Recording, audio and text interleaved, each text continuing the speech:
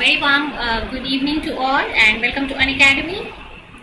This is Surbi, your educator, and I welcome you all in today's class and this session where we are going to talk about the factors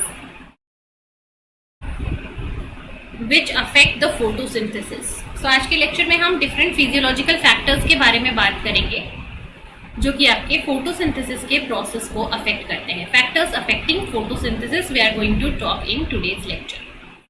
so let me check once whether I am audible and visible और नॉट. उसके बाद हम start करेंगे lecture अपना.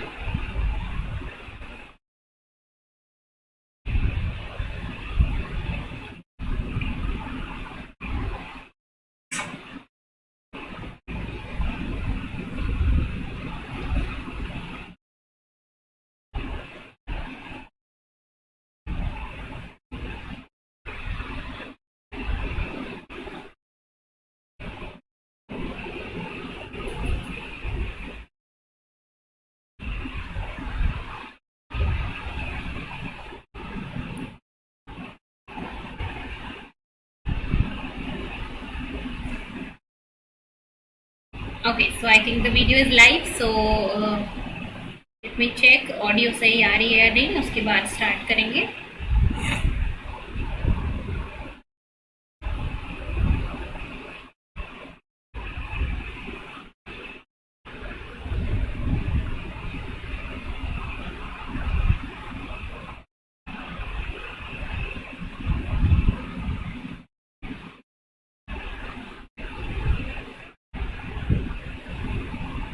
Okay, so let's start the lecture. And lecture start करने से पहले, टॉपिक पे जाने से पहले, let me tell you few important things related to Unacademy. Unacademy के बेनिफिट्स, एडवांटेजेस. सो अनअकैडमी के प्लेटफॉर्म के अंदर आपको लाइव क्लासेस मिलती है और इन लाइव क्लासेस के थ्रू आप अनअकैडमी के टॉप एजुकेटर्स का क्लास अटेंड कर सकते हो, उनके साथ लाइव सेशन कर सकते हो. अब आप वहाँ पे बहुत सारे टेस्ट सीरीज अटेंड कर सकते हो, बहुत सारे आपको क्विजेज अटेंड करने का मौका मिलेगा, प्रैक्टिस सेशंस मिलेंगे और साथ ही साथ आपको वेल शेड्यूल्ड कोर्सेज मिलता है, स्ट्रक्चर्ड कोर्स मिलता है जहाँ पे आपका कंप्लीट सिलेबस, जहाँ पे आपके फुल सिलेबस को कवर किया जाता है. सो ये 4 बेनिफिट्स, 4 एडवांटेजेस आपको अनअकैडमी का सब्सक्रिप्शन देता है जब आप अनअकैडमी के प्लस सब्सक्रिप्शन को लेते हो. इसके अलावा अगर आप अनअकैडमी के आइकनिक सब्सक्रिप्शन के लिए इंटरेस्टेड हो, सो आइकनिक सब्सक्रिप्शन आपको अलग फायदे देता है. जैसे कि अनअकैडमी आपको देगा, अनअकैडमी आइकनिक आपको देगा पर्सनल गाइडेंस, अनअकैडमी आपको देगा स्टडी प्लानर, यहाँ पे आपको मिलेगा study material. Then you will get expert guidelines. आपको एक्सपर्ट जो है आपकी प्रिपरेशन में, आपकी पूरी की पूरी जर्नी में आपकी हेल्प करेंगे, आपको गाइड करेंगे. और आपको यहाँ पे मिलेगा टेस्ट एनालिसिस. जो भी आप टेस्ट दोगे, जो भी आप क्विजेस दोगे, उनका एनालिसिस करके आपको बताया जाएगा कि आपकी जो भी प्रिपरेशन है, आपका जो भी स्टेप पे हो आप अपनी प्रिपरेशन के, उसमें आपको क्या इंप्रूव करने की जरूरत है. तो एक कंप्लीट गाइडेंस, ठीक है, मेंटरशिप आपको मिलती है अनअकैडमी के, वो आपको मिल जाएगा मेंटरशिप अनअकैडमी के आइकनिक सब्सक्रिप्शन के through, right. So plus subscription के अपने फायदे हैं, like classes, test series, quiz session, और आइकनिक सब्सक्रिप्शन के अपने फायदे हैं यहाँ पे, right. Then if you are interested, so Unacademy आपको फ्री क्लासेस भी देता है. सो अनअकैडमी के ऊपर प्लस क्लासेस होती हैं, आइकनिक क्लासेस होती हैं और यहाँ पे फ्री क्लासेस भी होती हैं. अनअकैडमी की फ्री क्लासेस होती हैं स्पेशल क्लासेस. आप इन सारी चीज़ों को कैसे अटेंड कर सकते हो? अनअकैडमी के लर्निंग ऐप से, जो कि आपको प्ले स्टोर पे मिलेगा. इसको इंस्टॉल करो. इंस्टॉल करने के बाद आपको लॉगिन करना होता है, अपने डिटेल्स डालने होते हैं और गोल सेलेक्ट करना होता है. गोल सेलेक्ट करोगे आप अपना CSIR UGC नेट. इसके बाद इस गोल की कैटेगरी में अगर आप स्पेशल क्लास देखना चाहते हो तो यहाँ पे फ्री लाइव क्लासेस में जाओ. फ्री लाइव क्लासेस के अंदर आप जो अनअकैडमी की फ्री क्लासेस हैं वो देख पाओगे. इसके अलावा अगर आप सब्सक्रिप्शन लेना चाहते हो तो प्लस पे क्लिक करो. देन प्लस पे क्लिक करने के बाद आप यहाँ से गेट सब्सक्रिप्शन पे जाओगे और फिर अपना प्लान चूज करोगे, आइकनिक या फिर प्लस. और प्लस में भी आप 12 मंथ, 6 मंथ, 24 मंथ्स में से कौन सा प्लान चाहते हो. लेट्स से आप 12 मंथ्स के प्लान के लिए इंटरेस्टेड हो तो यहाँ पे क्लिक करो.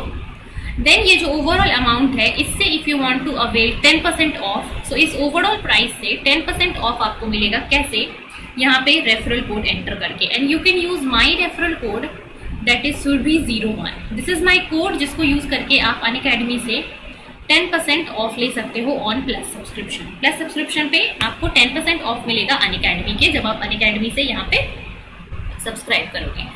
सो आप सब्सक्रिप्शन लेके फिर अनअकैडमी की क्लासेस को with unlimited access with 24/7 access देख पाओगे। सो जो भी नए मैचेस लॉन्च होते रहते हैं आप उन सारे नए बैचेस को देख पाओगे। और अभी फिलहाल जो बच्चे इंटरेस्टेड है सब्सक्रिप्शन के लिए 3 मंथ्स का, सो प्राइस हाइक अलर्ट जो है आपके 3 मंथ के सब्सक्रिप्शन के लिए वो आ चुका है। तो जो बच्चे सब्सक्रिप्शन लेना चाहते हो 3 मंथ के लिए, आज के आज ले लो। अगर आप दिसंबर के एग्जाम को टारगेट कर रहे हो, सो दिसंबर के एग्जाम को टारगेट करते करते अपने सब्सक्रिप्शन को आज ले लो और अपनी प्रिपरेशन जो है वो स्टार्ट कर दो, बिकॉज प्राइस हाइक अलर्ट आपका आ चुका है इस पर्टिकुलर 3 मंथ के सब्सक्रिप्शन के लिए।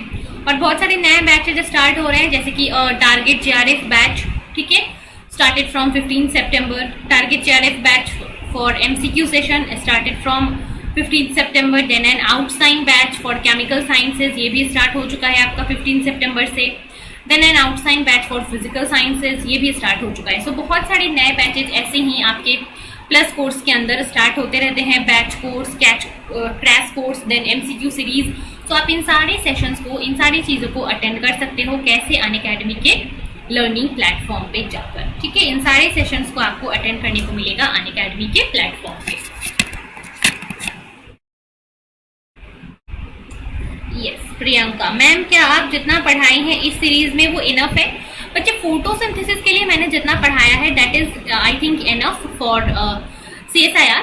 फोटोसिंथेसिस जो है वो इतने पोर्शन से ही आता है, फोटोसिंथेसिस के लिए this part is enough I think. Next जो यूनिट हम करेंगे उसके लिए आई विल टेल यू।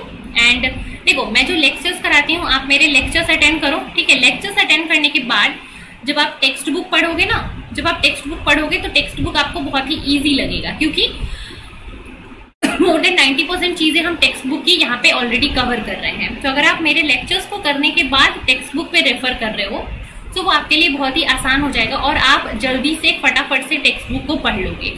सो मेरे लेक्चर्स को देखने के बाद आप जस्ट एक रीडिंग दे सकते हो टेक्स्ट बुक का, ठीक है। कुछ पोर्शन अगर छूट गया है तो वहां से आप रीडिंग दे सकते हो टेक्स्ट बुक का। जो आपके प्लांट फिजियोलॉजी की प्रिस्क्राइब्ड बुक है ना, तेज एंड जाइगर, इस बुक को ही मैं रेफर कर रही हूँ। पाथ फाइंडर से बच्चे पढ़ना ठीक रहेगा कि नहीं? देखो, पाथ फाइंडर जो है वहां पे एक कंक्लूसिव दिया हुआ है ना। कुछ चीजें जो कि आती है एग्जाम में वो वहां पे नहीं इंक्लूडेड है। सो पाथ फाइंडर आप रेफर कर सकते हो या यू कैन रेफर, बट इसके अलावा आपको थोड़ी सी और भी कुछ एक्स्ट्रा चीजें जो है जो कि पाथ फाइंडर में नहीं दी हुई है वो आपको टेक्स्ट बुक से रेफर करना पड़ेगा। तो आप दोनों को मिक्स करके देख सकते हो। जो टॉपिक रेफर आपके प्रेफरेंस बुक पाथ फाइंडर में दिया हुआ है वो वहां से पढ़ लो, कुछ टॉपिक्स जो नहीं दिए हुए हैं वो अपने टेक्स्ट बुक से पढ़ सकते हो। तो दोनों बुक्स को रेफर करके पढ़ो। बहुत सारी चीजें हैं जो कि पाथ फाइंडर में दी हुई है कन्फाइंड तरीके से, और उतना ही पढ़ने से आप क्लियर कर पाओगे। लेकिन कुछ चीजें हैं जो पाथ फाइंडर में नहीं दी हुई है, जिसके लिए फिर आपको अलग कुछ टेक्स्ट बुक जो प्रिस्क्राइब्ड है CSIR के लिए, उसके लिए आपको उनको रेफर करना पड़ेगा। सो आई विल से कि फर्स्ट प्लांट फिजियोलॉजी के लिए मैं बता रही हूँ कि जो मैं लेक्चर्स करा रही हूँ, लेक्चर्स अटेंड करो, ठीक है। लेक्चर्स अटेंड करने के बाद क्या कर सकते हो आप यहाँ पे टेक्स्ट बुक पढ़ो, ठीक है। टेक्स्ट बुक पढ़ो तो टेक्स्ट बुक आप ना, फिर जो टेक्स्ट बुक को पढ़ने में आपको बहुत टाइम लगेगा जब आप फर्स्ट टाइम पढ़ रहे हो, अगर आप उस लेक्चर को अटेंड करने के बाद वो टेक्स्ट बुक पढ़ोगे तो वो टेक्स्ट बुक आपके लिए तब बहुत ईजी हो जाएगा, क्योंकि हम चीजों को समझ चुके हैं। समझने के बाद बस आपको क्या करना है, रीड करना है, तो वो चीज आपके दिमाग में फिट हो जाएगी। एक बार आपने लेक्चर में सुन लिया, एक बार आपने उसको रीड कर लिया, तो चीजें आपको ज्यादा आसान, ज्यादा अच्छे से आपके दिमाग में फिट हो जाएगी, ठीक है। सो फोटोसिंथेसिस की अगर मैं बात करूं, सो फोटोसिंथेसिस की जो बुक है आपकी प्लांट फिजियोलॉजी सी, वहां के हम 2 चैप्टर्स कर चुके हैं। एक चैप्टर है वहां पे लाइट रिएक्शन के नाम से, सो लाइट रिएक्शन वाला चैप्टर जो इंपॉर्टेंट है, जो टॉपिक्स वो हम कर चुके हैं। और एक आपका जो है कार्बन फिक्सेशन, ये 2 टॉपिक्स जो है वहां से हम ऑलरेडी कर चुके हैं अपने फोटोसिंथेसिस पे। वहां पे एक जो तीसरा चैप्टर है फैक्टर्स अफेक्टिंग फोटोसिंथेसिस, वो हम आज और कल की लेक्चर में करने वाले हैं। सो पूरा का पूरा टॉपिक कवर किया जाएगा, डोंट वरी। स्टार्ट करते हैं फिर आज के इस लेक्चर को।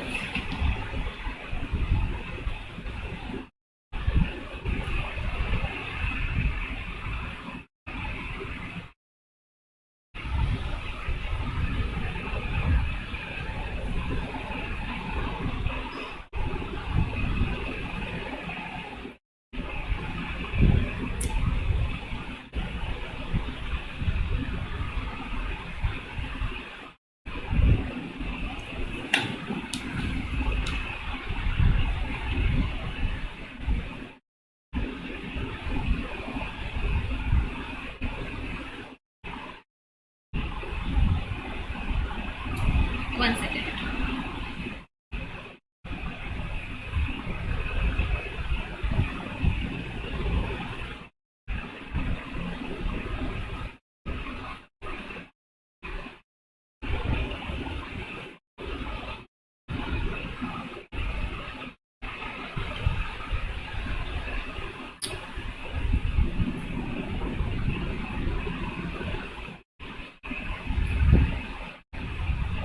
चलो, सो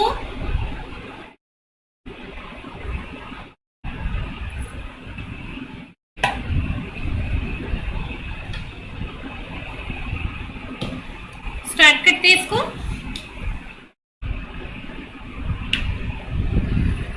इन द इंटैक्ट लीफ, ठीक है, लीफ के अंदर बात करें तो 3 major metabolic steps have been identified as an optimal photosynthetic performance. ठीक है, अगर हम बात करें फोटोसिंथेसिस की, तो फोटोसिंथेसिस के अंदर 3 मेजर स्टेप्स जो है वो मेजर रेगुलेटरी फंक्शंस प्ले करते हैं फोटोसिंथेसिस को टारगेट करके। ठीक है, 3 मेजर यहाँ पे आपको एक्टिविटीज कह लो या फिर 3 मेजर स्टेप्स जो है वो आपके फोटोसिंथेसिस को टारगेट करते हैं। कौन कौन से?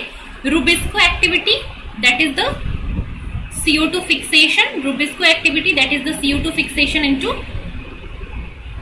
phosphoglycerate. Then the next step is regeneration of RUBP. ठीक है, RUBP को रीजनरेट करना ताकि उससे आपका Rubisco की एक्टिविटी कंटिन्यू रहे, CO2 फिक्सेशन कंटिन्यू रहे।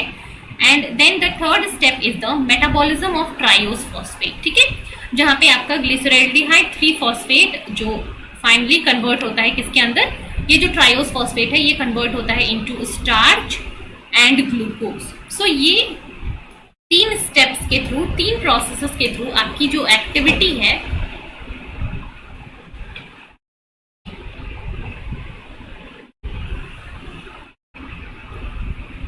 वो रेगुलेट की जाती है। ठीक है, सो रुबिस्को की activity, regeneration of RUBP and metabolism of triose phosphate, in 3 properties के साथ, इन 3 स्टेप्स के साथ एक्टिविटी को कंट्रोल किया जाता है।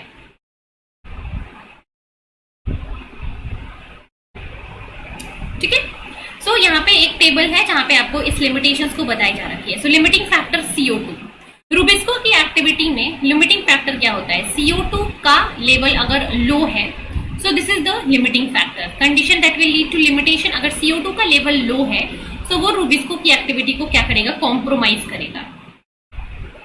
लाइट अगर हाई है तो वो भी क्या करेगा? हाई लाइट जो है वो भी रुबिस्को के लिए, एंजाइम्स के लिए डेंजरस होगा। ठीक है, this will limit response of photosynthesis under this limit to CO2 के ऊपर लिमिटेड होता है, O2 के ऊपर भी डिपेंडेंट होता है। सो रुबिस्को की एक्टिविटी CO2 और O2 उसकी कंट्रोल करती है। एंड RUBP जनरेशन जो है वो भी आपके ऑक्सीजन और लाइट के ऊपर और CO2 के ऊपर डिपेंड करता है। सो इन 3 स्टेप्स के ऊपर हम फोटोसिंथेटिक के फिनोमेना को रेगुलेट कर सकते हैं। रुबिस्को की activity, regeneration of RUBP and the conversion of triose phosphate into the carbohydrates. In 3 steps पे हम क्या कर सकते हैं? फोटोसिंथेसिस को रेगुलेट कर सकते हैं। आगे बढ़ते हैं, फोटोसिंथेसिस के रेगुलेशन के बारे में और भी चीजें हम देखते हैं। yes Saurabh, highlight means intensity of light. So if intensity of light is high, it will have some negative impact also on the photosynthesis. So we will study all these things in our lecture now. चलो ठीक है, एक एक करके देखेंगे धीरे धीरे। सबसे पहले हम लाइट, उसका रिलेशन फोटोसिंथेसिस और लीफ से क्या है उसकी बात करेंगे। So only 5% of the sun energy can be converted into carbohydrate. ठीक है, टोटल 100% एनर्जी अगर आपको सनलाइट दे रहा है, इस 100% ऑफ द एनर्जी में सिर्फ 5% जो एनर्जी है वो कार्बोहाइड्रेट में कन्वर्ट हो पाता है। कार्बोहाइड्रेट के फॉर्म में उसको हम अपने प्लांट्स जो है वो अपने अंदर उसको स्टोर कर पाता है, सिर्फ 5% को। ठीक है, only 5% of the sun energy can be converted into carbohydrate by a photosynthetic leaf. The reason for this so low percentage is that a major fraction of incident light of a wavelength, ठीक है, yes, so the reason for this low percentage is what? इसका क्या reason है? That the major fraction of incident light जो solar energy से आता है उसका वेवलेंथ आइदर क्या है? Too short or it is too long to be absorbed by the photosynthetic pigment. And we know that chlorophyll है या फिर कैरोटेनॉइड्स है, वो एक स्पेसिफिक वेवलेंथ ऑफ लाइट को ही एब्जॉर्ब कर सकते हैं. जैसे कि हमारा रिएक्शन सेंटर है PS2, वो 680 नैनोमीटर को करेगा. ठीक है, तो एक कन्फाइंड, एक फिक्स्ड वेवलेंथ ऑफ लाइट को ही हमारे पिगमेंट्स जो एब्जॉर्ब कर सकते हैं. सो जो 100% लाइट आती है उसमें से कुछ वेवलेंथ बहुत ज्यादा शॉर्ट होते हैं, कुछ वेवलेंथ बहुत ज्यादा लॉन्ग होते हैं, और वो हमारे पिगमेंट्स के थ्रू एब्जॉर्ब नहीं हो सकते. Only a small fraction of light will be absorb. So out of the total 100% of the solar energy, 60% will be lost because they are not within the range of absorbed wavelength. तो 60% loss हो जाता है as a non absorbed wavelength. ठीक है, 60% because either उसमें क्या होगा, long wavelength होंगे और शॉर्ट वेवलेंथ होगा, तो वो आपका डायरेक्ट एलिमिनेट हो जाएगा, वो एब्जॉर्ब ही नहीं होगा. And out of this 100, 60 will be non absorb, then 40 absorb होगा. Then of the absorbed light energy, a significant fraction is lost as heat, some will be lost as fluorescence. ठीक है, so 40% जो absorb हुआ, इसमें से some amount of light जो है वो क्या हो जाएगा, कुछ जो है एब्जॉर्प्शन स्पेक्ट्रा के अंदर आएगा, लेकिन वो आएगा और वहां से रिफ्लेक्ट हो जाएगा या फिर ट्रांसमिट हो जाएगा. कुछ जो एब्जॉर्ब हुआ उसमें से कुछ हीट के फॉर्म में रिलीज हो जाएगा, कुछ फ्लोरेसेंस के फॉर्म में रिलीज हो जाएगा. ठीक है, कुछ हीट के फॉर्म में, कुछ फ्लोरेसेंस के फॉर्म में, और कुछ आपका मेटाबॉलिज्म में लॉस हो जाएगा.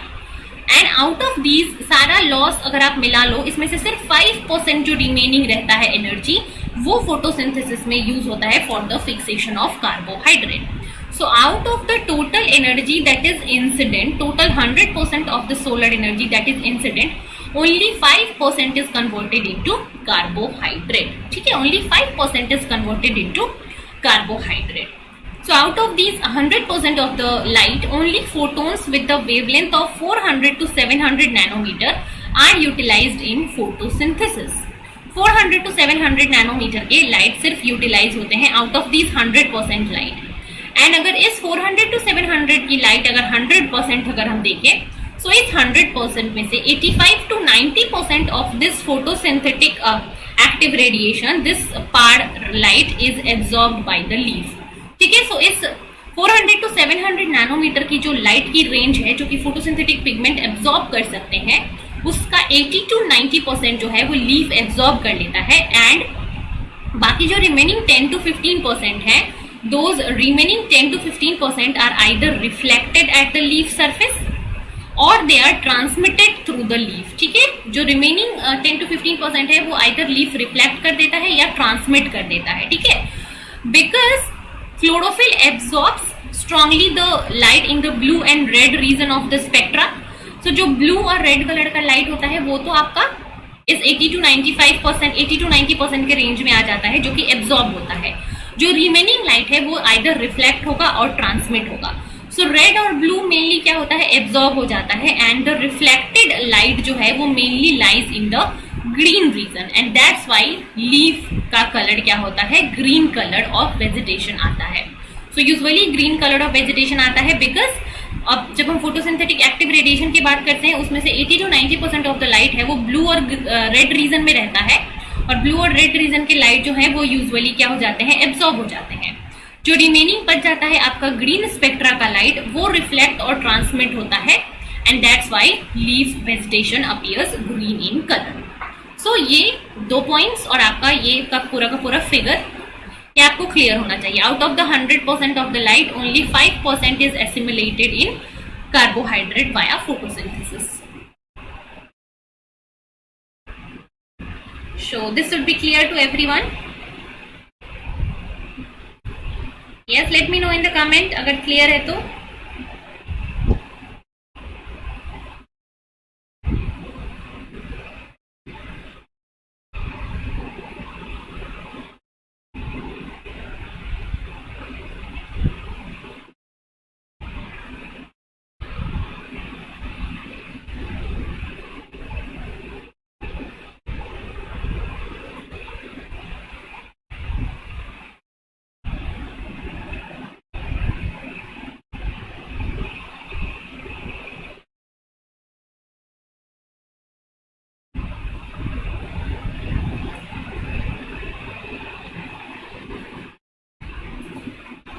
राइट। चलो आगे बढ़ेंगे फिर। ये हो गया फोटोसिंथेसिस और लाइट का रिलेशन। इसमें आपका फोटोसिंथेटिक एक्टिव रेडिएशन आ गया, जिसमें से 80 to 90% अब्सॉर्ब हो जाता है, रिमेनिंग या तो रिफ्लेक्ट होता है और ट्रांसमिट होता है, जो कि लीफ को ग्रीन कलर देता है। Next is leaf anatomy. Next हम बात करेंगे किसके बारे में? लीफ के एनाटॉमी के बारे में, कि लीफ का एनाटॉमी कैसा होता है।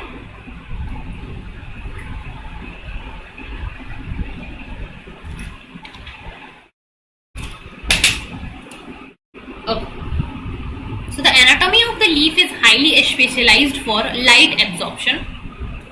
लाइट के एब्जॉर्प्शन के लिए लीफ का जो एनाटॉमी है वो स्पेशलाइज्ड होता है, ताकि वो high efficient amount of light को अब्सॉर्ब कर सके। देखते हैं कैसे। एक एक लाइन को ध्यान से पढ़ना, ठीक है? कहीं पे कंफ्यूजन हो बताना मुझे। The outer most cell layer, leaf की जो आउटर मोस्ट लाइनिंग होती है, ये जो कि मैं आपको येलो कलर से हाईलाइट कर रही हूँ, this lining is the epidermis layer, ठीक है? This lining is the epidermis layer. So the outermost layer is epidermis, which is typically transparent to the visible light, ठीक है? ये visible light के लिए बिल्कुल ट्रांसपेरेंट होता है। ट्रांसपेरेंट लाइट आराम से इसको क्रॉस करके पेनिट्रेट करके आ सकता है।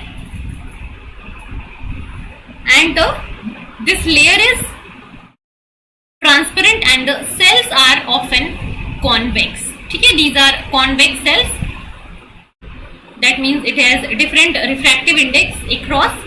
And this convex epidermal cells act as a lenses and thus यहाँ से जितनी भी लाइट आती है, जितने भी लाइट के रेज आते हैं, वो सबको क्या करता है? फोकस कराने में हेल्प करता है, because it will act as a convex lens.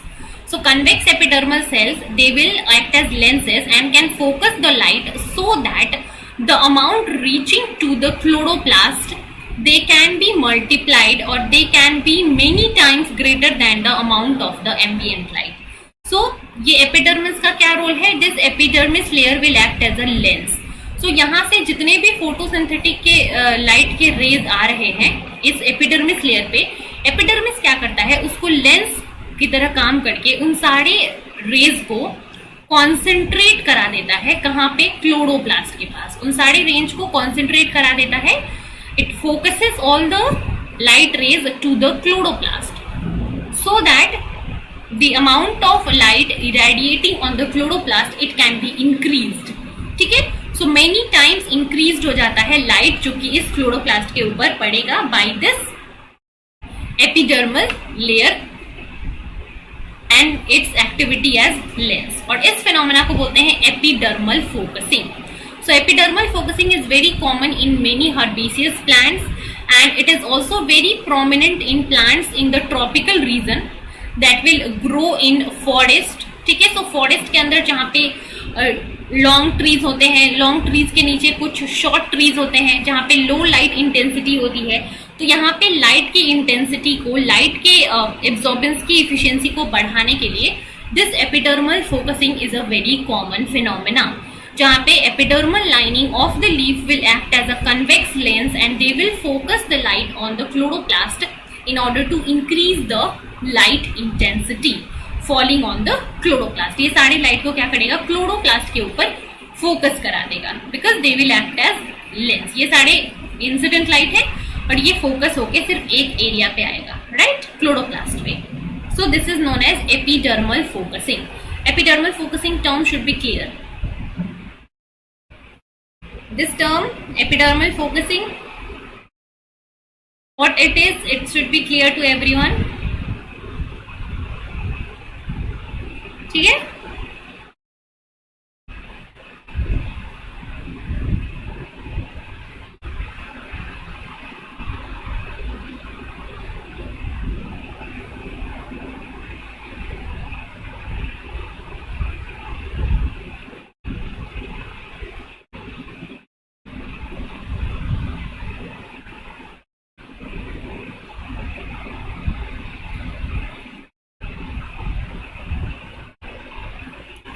चलो लेट्स मूव अहेड, आगे बढ़ते हैं. नेक्स्ट क्या है देखते हैं. बिलो द एपिडर्मिस, एपिडर्मिस के बिलो क्या होता है? There is a top layer of photosynthetic cells called as palisade cells. ठीक है, इस एपिडर्मिस के जस्ट नीचे क्या होता है? स्पेशलाइज्ड सेल्स होते हैं. ये जो आपको दिख रहे हैं रॉड शेप्ड सेल्स, ये सारे रेड कलर में जो मैं दिखा रही हूँ, दीज आर पैलिसेड सेल्स.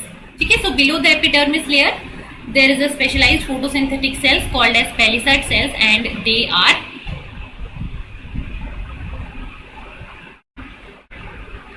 ठीक है, they are pillar like cells that stand in parallel columns and they are 1 to 3 layer deep.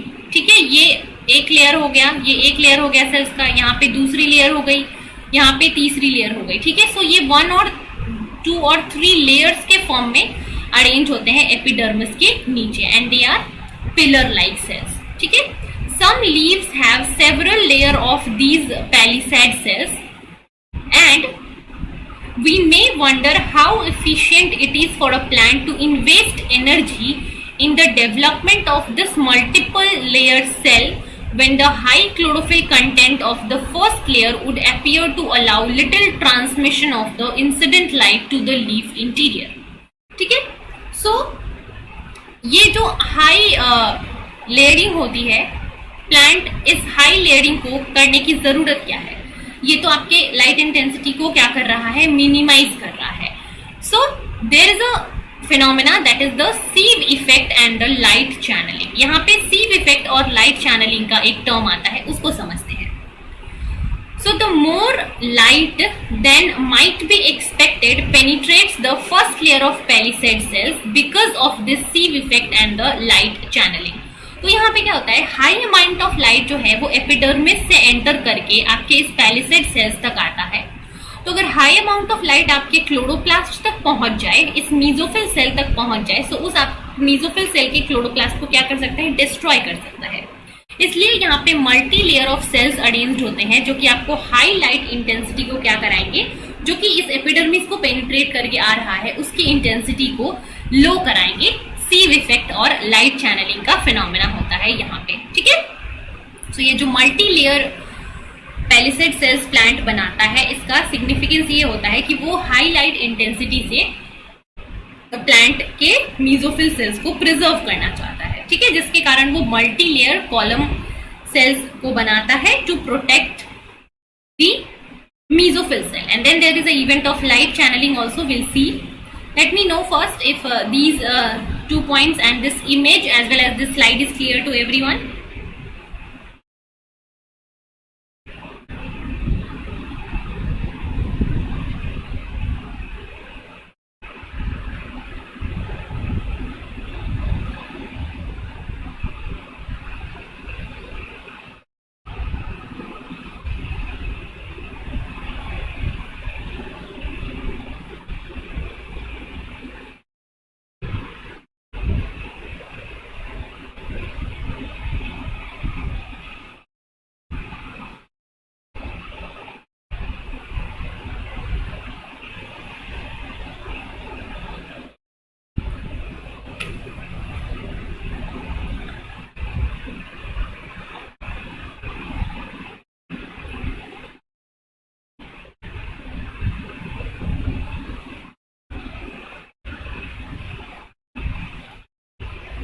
Right?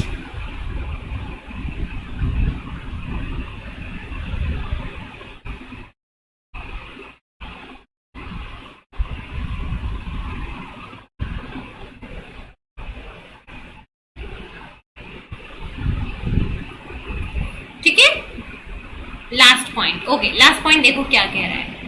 Below the epidermis एक पैलिसैड लेयर होती है. ठीक है, that are pillar like cells and some leaves have several layer of these palisade sales.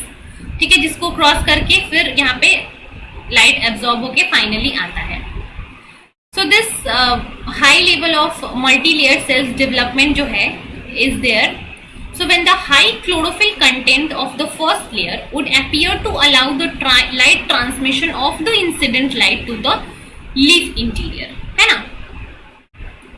And this particular phenomena is explained by sieve effect and light channeling. सबसे पहले sieve effect और light channeling देखो, फिर समझ में आएगा.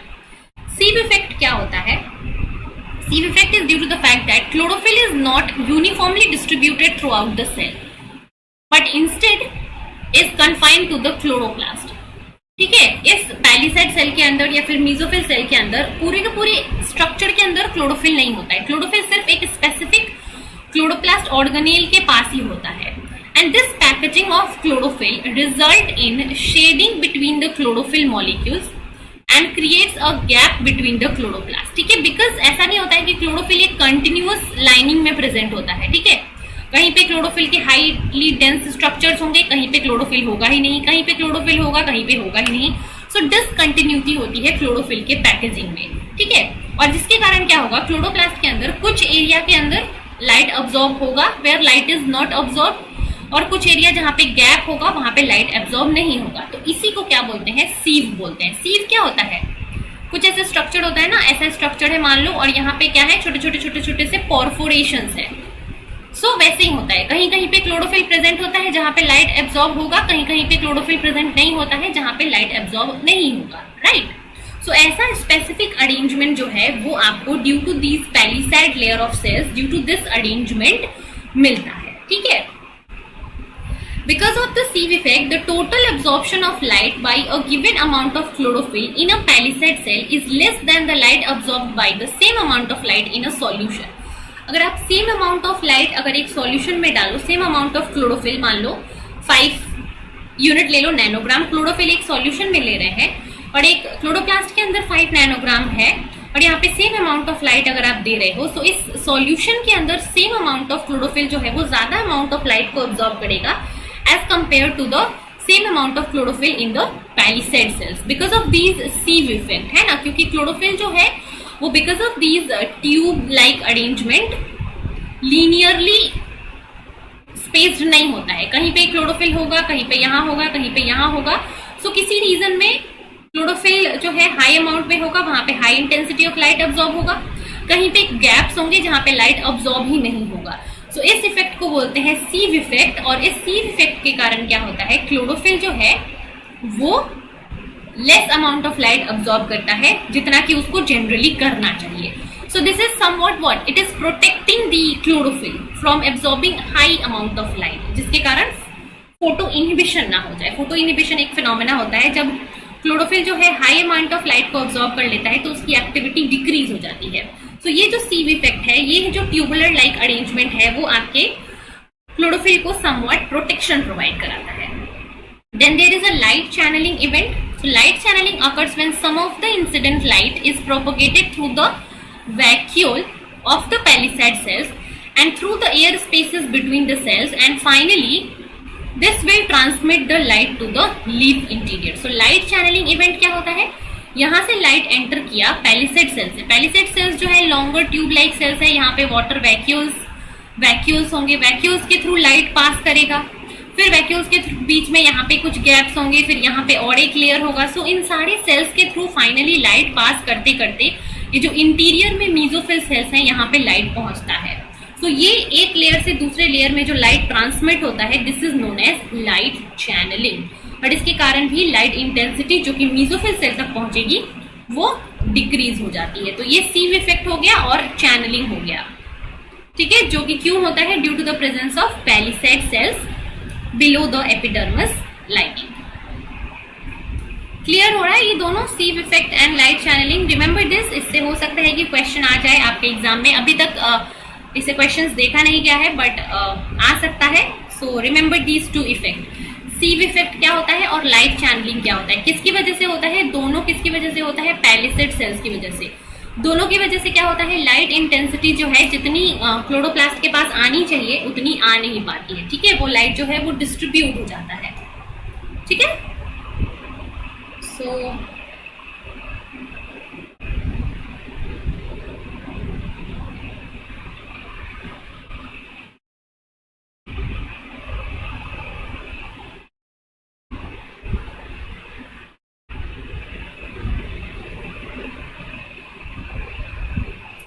yes everybody, full clear, very good Saurabh.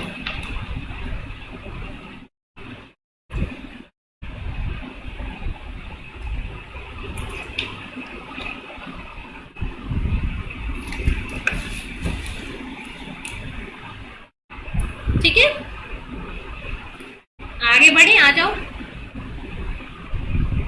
So below the palisade layer there is a spongy mesophyll cells, जहाँ पे cells are very irregular in shape and surrounded by large air spaces. ठीक है। The large air spaces generate many interfaces between the air and the water that reflect the light and thereby randomizing in direction of travel. This phenomena is called as light scattering. ठीक है। एक और phenomena हो जाता है यहाँ पे light scattering। यहाँ पे जब मीजोफिल स्पॉन्जी सेल्स के पास लाइट आता है तो इसके सराउंडिंग में बहुत सारे क्या होते हैं, एयर वैक्यूल्स होते हैं, एयर स्पेसेस होते हैं, जहाँ पे लाइट आता है और लाइट वहां से आके ट्रांसमिट होता है, रिफ्लेक्ट होता है और कुछ एब्जॉर्ब होता है। जो ट्रांसमिटेड और रिफ्लेक्टेड रेज हैं वो अलग अलग डायरेक्शन में ट्रेवल करते हैं, रैंडम डायरेक्शन में, और इस फिनोमेना को कहते हैं लाइट स्कैटरिंग। ठीक है। Light scattering is specially important in leaves because the multiple reflections between the air and the cell will greatly increase the length of the path over which the photon will travel and thereby increasing the probability of absorption. ठीक है। सो air spaces आ जाने से, ये सारा palisade layer आ जाने से, इन सब के बीच में इंटरफेसेस आ जाने से अल्टीमेटली क्या हो रहा है, path length will going to increase, और पाथ लेंथ बढ़ने से प्रोबेबिलिटी ऑफ एब्जॉर्प्शन बढ़ेगा, लाइट इंटेंसिटी कम हो जाएगा, जिसकी वजह से फोटो इनहिबिशन नहीं होगा। सो लीफ अपने आप को स्ट्रक्चरली ऐसे अरेंज करता है जिसके कारण ये स्पॉन्जी मीजोफिल के अंदर maximum amount of light absorb हो और फोटो इनहिबिशन भी ना हो। सो ये हो गया लीफ के अरेंजमेंट और लीफ की एनाटॉमी, जो कि इसको प्रॉपर्टी प्रोवाइड करती है so that it can have its own protection and it can also absorb maximum amount of light. ठीक है। सो ये हो गए दोनों slide talking about the leaf anatomy, and यहाँ पे हमने पढ़े 3 अलग अलग टर्म्स। कौन से term? Sieve effect, light channelling and light scattering. ये तीनों टर्म्स आपके अपने दिमाग में बिल्कुल क्लियर हो जाने चाहिए।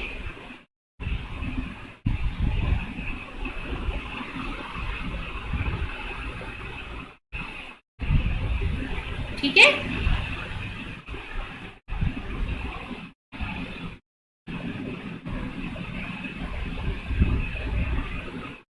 तीनों ही टर्म सबको क्लियर हो जाने चाहिए।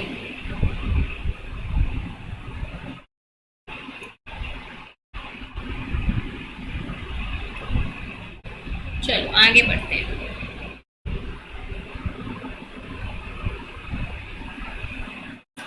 So photon path length within the leaves are commonly increases 4 times or even more longer than the thickness of the leaf. So because of the palisade cells, because of these air spaces, because of the vacuoles, जो path length है जो कि light travel करके आता है वो approximately 4 times increase हो जाता है। ठीक है। And thus the palisade cell has a property that allow light to pass through the spongy mesophyll cell. ठीक है। And finally that are conductive to the light scattering. ठीक है। वो light कुछ स्कैटर होके, देखो यहाँ पे क्या बोल रहा है, thus the palisade cells properties that allow light to pass through. palisade cell क्या करता है, लाइट को लेता है और अपने अंदर वैक्यूल से होते हुए पास करा देता है। Then the spongy cells has a property, ठीक है, जो कि क्या करता है, लाइट की स्कैटरिंग करवा देता है। ठीक है। which will result in uniform light absorption by the leaf. ठीक है। सो ये लाइट के ट्रांसमिशन से जो कि आपका पैलिसेड सेल कराता है, लाइट के स्कैटरिंग से जो कि आपका मीजोफिल सेल क्या कराता है, पाथ लेंथ बढ़ जाता है। पाथ लेंथ के कारण यूनिफॉर्म लाइट जो है वो लीफ के द्वारा एब्सॉर्ब किया जाता है। ठीक है।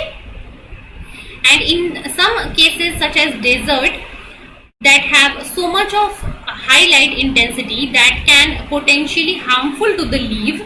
So in certain situations जैसे कि desert condition में जहाँ पे light intensity बहुत ही ज़्यादा होता है, so in these environment often the leaves has special anatomic features like hairs, like salt glands, like wax layer that will increase the reflection of light from the leaf surface, जो कि most of the light को reflect करा देगा, और वहां पे ये जो पैलिसेड लेयर की लाइनिंग है ये और भी ज्यादा मल्टी लेयर्ड होगी, जिसके कारण क्या होगा, all these factors will contribute to reducing the light absorption और the light intensity, and such adaptations can aim to decrease the light absorption by approximately 40% and thus minimizes the chance of heating and the problems that are associated with absorption of high amount of light like photo inhibition. So ये सारे जो strategies होते हैं, multi layered of palisade cells, then the epidermis layer, then the presence of mesophyll cell in the deep linings, उसके around जो air spaces होते हैं, इन सब का सिग्निफिकेंस क्या होता है, ताकि जो हाई इंटेंसिटी ऑफ लाइट हो वो सेल्स के ऊपर इरेडिएट ना करे, जिसकी वजह से हीट का जनरेशन हो, जिसकी वजह से क्लोरोफिल डिस्ट्रॉय हो जाए, जिसकी वजह से आपका फोटो इनहिबिशन हो जाए. सो this is how the anatomy of the leaf is responsible for controlling the photosynthesis activity.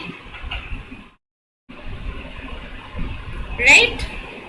चलो ये 3 स्लाइड नंबर 1 था ये हमारा, स्लाइड नंबर 2 है ये हमारा, और ये है हमारा slide number 3. These 3 slides are related to how the leaf anatomy is responsible for controlling the rate of photosynthesis. So I hope कि ये तीनों स्लाइड सबको क्लियर हो गए होंगे.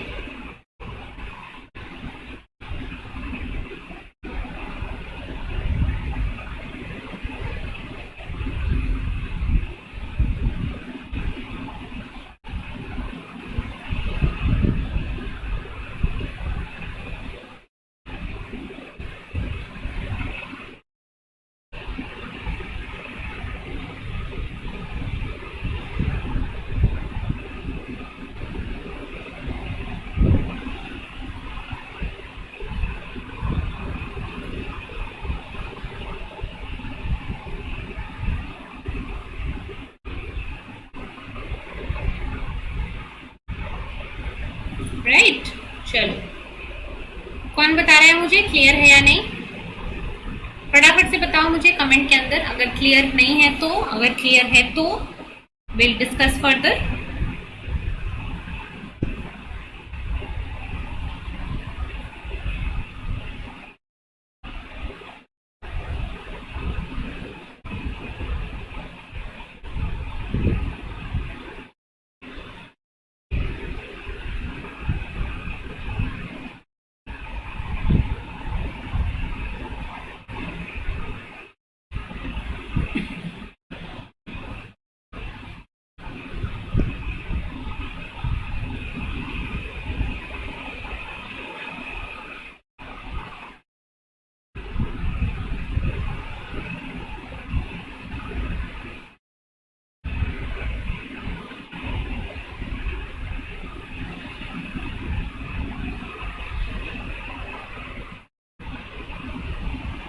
ठीक है, चलो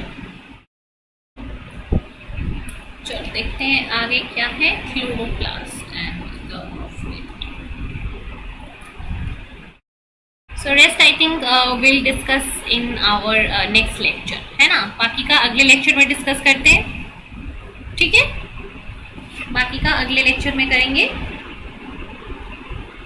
टुमारो सेम टाइमिंग 10 PM, ठीक है. टुमारो सेम टाइमिंग 10 PM के अंदर बात करेंगे हम वापस से फैक्टर्स लाइक CO2, टेम्परेचर बचा है, ठीक है. फिर क्लोरोप्लास्ट का अरेंजमेंट, अभी हमने लीफ एनाटॉमी देखा. फिर क्लोरोप्लास्ट भी अलग अलग डायरेक्शन में perpendicular to the light incident, parallel to the light incident arrange होके कैसे फोटोसिंथेसिस को कंट्रोल करता है. CO2 का इंटेंसिटी, CO2 का लेवल जो है C3 प्लांट, C4 प्लांट के लिए कैसे कंट्रोल करता है फोटोसिंथेसिस को. इन सारी चीजों को हम आगे आने वाले लेक्चर में कल पढ़ेंगे, ठीक है. सो इसके अलावा क्वेश्चन प्रैक्टिस भी बची है अभी हमारी. क्वेश्चन प्रैक्टिस भी करना है हमको आने वाले लेक्चर्स के अंदर. सो कल के लेक्चर में 10 बजे से हमारा, पहले तो हम इसको खत्म करते हैं फैक्टर्स अफेक्टिंग, उसके बाद फिर आगे देखेंगे, क्वेश्चन प्रैक्टिस भी करेंगे फोटोसिंथेसिस का और बची हुई चीजें डिस्कस करेंगे, ठीक है. तो आज के लेक्चर में अगर किसी को कुछ डाउट है तो बताओ. एनी डाउट एनीबॉडी इन टुडेज लेक्चर?